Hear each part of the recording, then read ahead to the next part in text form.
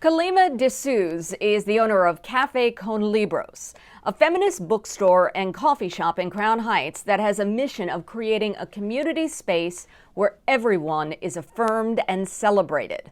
But that space was shuttered when COVID-19 hit. Kalima sat down with us this week to share her perspective on what has taken place over the past few months and what she hopes for the future. So, Kalima, tell us a little bit about your bookstore. Yeah.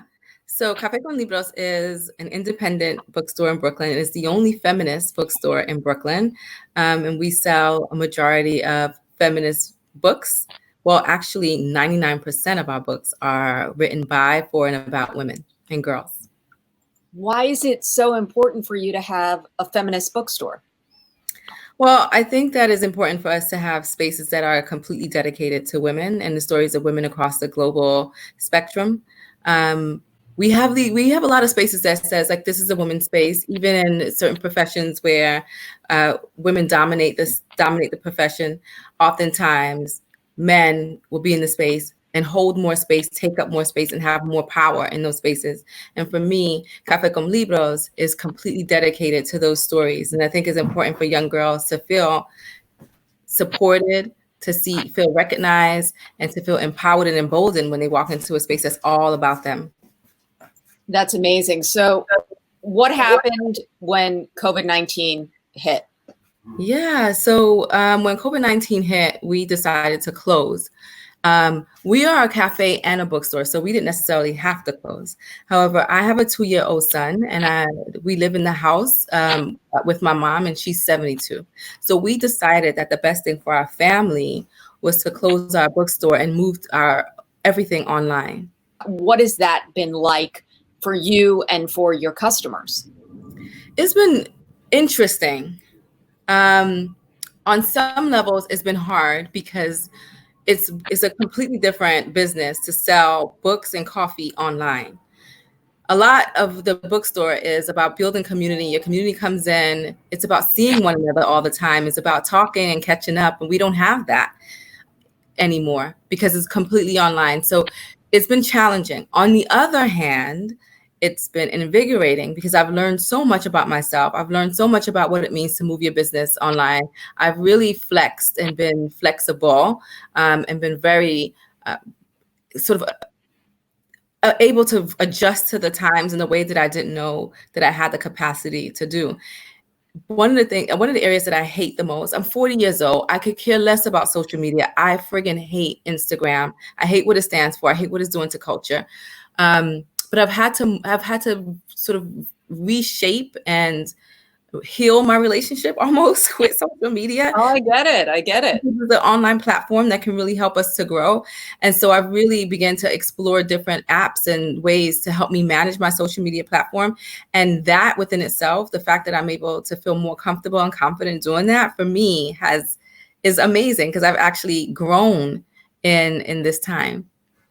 That's wonderful. So obviously the past week has been so turbulent around the world and specifically here in New York. Yes. What are your thoughts and feelings on what's happened? Yeah, good question. I think, it's really complicated. I think that, for me, I'm a mother of a Black child. I am the wife to a Black man, and it's hard. It's hard to be in this moment right now. It's hard to sort of manage all my feelings, manage my anxiety around COVID, leave the house and see people not wearing a mask. And how do I protect myself? How do I protect my son from COVID? How do I protect myself, my son and my family from police violence? One of the things that I've been contending with is this idea that social status, me having advanced degrees, owning a business, having a profession, a career is going to protect me. And I'm reminded over and over again that none of that are protective factors, that because we are Black, it does not matter how much money we make or how much we've succeeded. We are still Black people in a country that does not value our lives or our bodies. And I guess it's important to continuously be reminded of that so that we can move accordingly. But it's also very, very sad, and it makes me angry. As you can see, I can't even bring the words up, that is the way in which I have to live my life. So what can be done to make changes? Oh, there's so much that has to be done, can be done.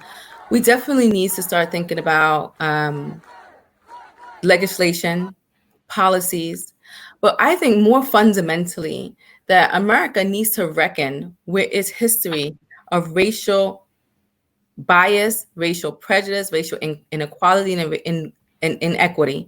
We need to have an honest conversation about the legacy of slavery in this country, and not that it's a conversation like you are a bad person or you're a bad person or you're racist and everybody gets into their feelings.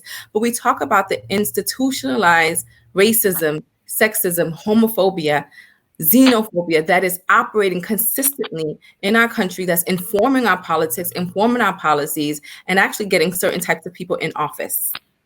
We need to have that conversation before we can even begin to think about anything else. We have to face the truth. I think as James Baldwin said, everything that we face, anything that we decide to look at and face can be remedied. But if we don't decide to face it, we will never be able to fix it. I mean, those are not his exact words, but that is the sentiment that he's saying. We need to face it if we are ever going to fix it. Thank you so much for joining us today and giving your perspective on all of this and your thoughts. It's really been eye-opening, and I sincerely appreciate it. Thank you. Thank you for making the time. I really appreciate this. Oh, my pleasure. My pleasure. And if you'd like to learn more about Cafe Con Libros, just head over to their website, cafeconlibrosbk.com, and you can order books online if you are out of the area. And I also want to note that they have listed a number of books for recommended reading to perhaps inspire conversation and dialogue about race relations and the African American experience.